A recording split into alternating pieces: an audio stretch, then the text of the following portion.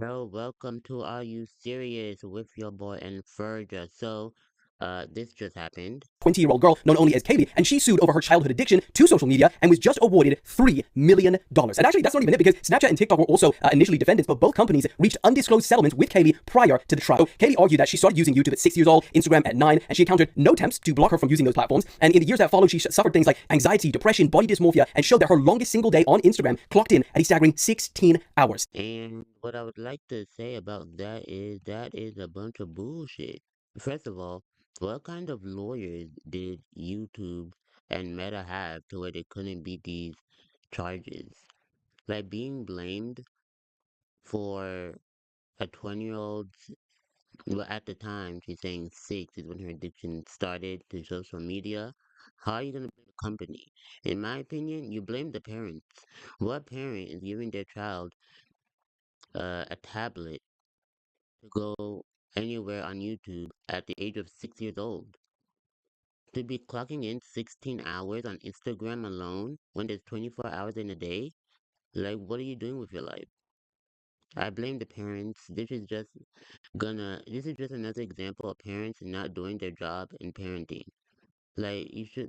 Parents these days will buy a tablet and just let their kids sit with it so they can be quiet and leave them alone. If you didn't want to take care of a child, you shouldn't have had one. Alright?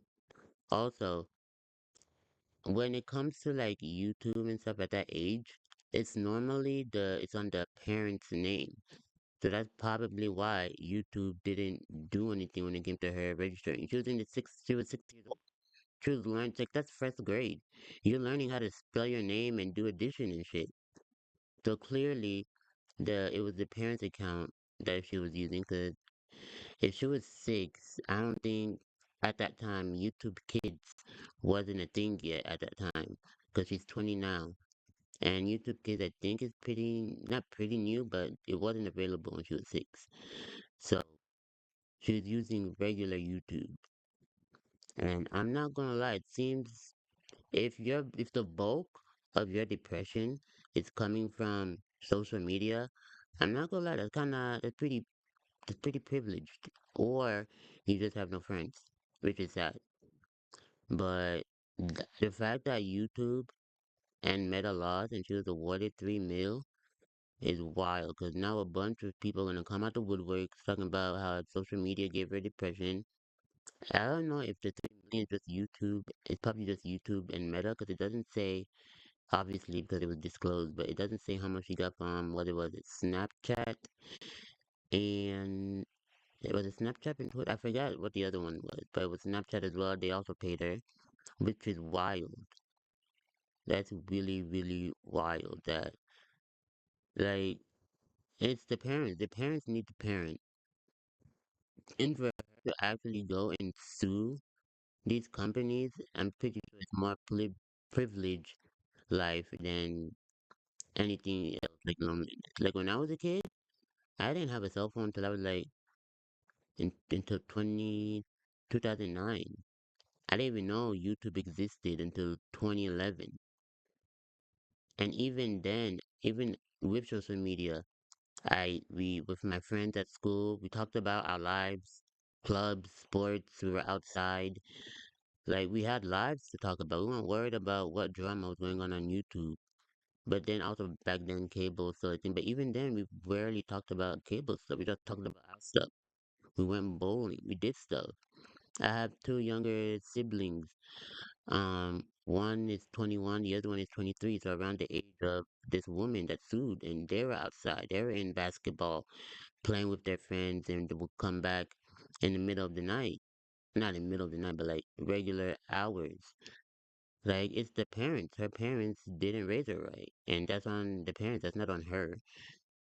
But yeah, like I have a niece, my sister, and she has a tablet, but she only uses the tablet on the weekends. And she's what? She just turned 7. So it's really on the parents. Like these parents are getting their kids addicted to social media so quickly because they don't want to do activities with the kids, talk to the kids, play with the kids. They just want to, hey, give them a tablet and then leave them alone. But that's like a lot of stimulation for kids at like 6. Like, 16 hours on one app, and there's 24 hours in a day. It's crazy work.